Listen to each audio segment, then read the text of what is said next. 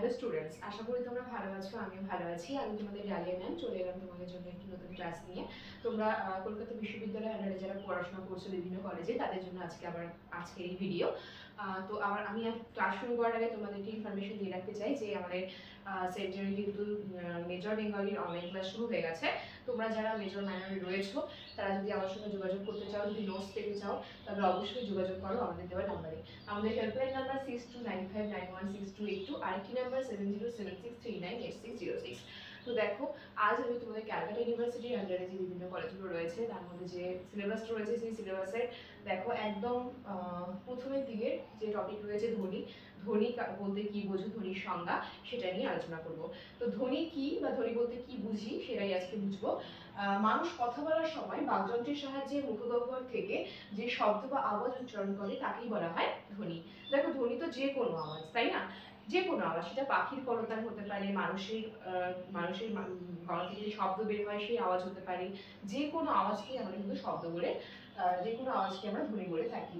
এই ধ্বনি শব্দের যে একটা আবিধানিক অর্থ, সেটা হচ্ছে শব্দ বা আওয়াজ, যেটা আমি একটু আগে বললাম। যে কোনো শব্দ বা আওয়াজকে কিন্তু আমরা ধ্বনি বলে থাকি, এবং এই ধ্বনি শব্দের আবিধানিক অর্থই হচ্ছে শব্দ বা আওয়াজ।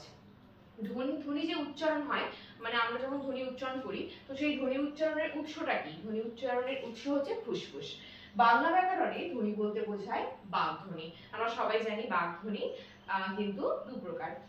তো মৌলিক ধ্বনি আমাদের টোটাল রয়েছে 37টি, এবং আমরা এখানে ধ্বনিকে যদি ভাগ করি তাহলে আসছে আমাদের দুটো ধ্বনি, একটা হচ্ছে স্বরধ্বনি আর একটা হচ্ছে ব্যঞ্জন ধ্বনি। দেখো, স্বরধ্বনির ক্ষেত্রে কি হয়? স্বরধ্বনি হচ্ছে যেগুলো উচ্চারণ করতে আমাদের কিন্তু কোনো অন্য ধ্বনির সাহায্য লাগছে না।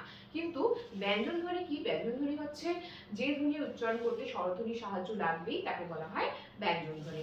তো দেখো, এই যে আমি ধ্বনি তোমাদের সঙ্গে আলোচনা করলাম, এরপরে ধীরে ধীরে আমি তোমাদেরকে বর্ণটা বোঝাবো, অক্ষর বোঝাবো, এবং তারপর ধ্বনি, বর্ণ এবং অক্ষর, এই তিনটার মধ্যে কি সম্পর্ক রয়েছে, মানে পারস্পরিক কি সম্পর্কটা রয়েছে, সেটা আমি তোমাদের সামনে তুলে ধরবো। তো দেখো, আজ আমি তোমাদের ক্যালকাটা ইউনিভার্সিটির আন্ডারে যে রয়েছে সিলেবাসটা, সেই সিলেবাসের প্রথম যে টপিকটা রয়েছে সেটা নিয়ে আলোচনা করলাম। খুব সাধারণ একটা বিষয়, খুব সহজভাবে তুলে ধরলাম।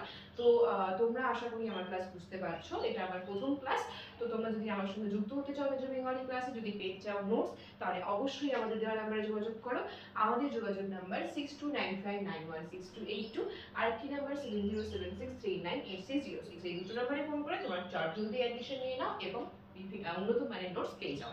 এবং যারা যে চ্যানেল থেকে আমাদের ভিডিও দেখছো, অবশ্যই সেই চ্যানেলটি সাবস্ক্রাইব করে রাখো এবং নোটিফিকেশন অন করে রাখো, তাহলে তোমাদের সিলেবাসের টপিক যেগুলো আলোচনা হচ্ছে তার নোটিফিকেশন সবার আগে তোমাদের কাছে পৌঁছে যাবে। আর আমার ক্লাস যদি তোমাদের কাছে ভালো লেগে থাকে, তবে অবশ্যই একটা লাইক, কমেন্ট, শেয়ার করে আমার পাশে থেকো এবং আমাদের চ্যানেলকে ভালোবেসে আমাদের সাথে থাকো। তাহলে আজকের ক্লাস এত পর্যন্তই। দেখা হচ্ছে নেক্সট ক্লাসে আরও একটি নতুন ভিডিও নিয়ে। সুস্থ থাকো, ভালো থাকো, ধন্যবাদ।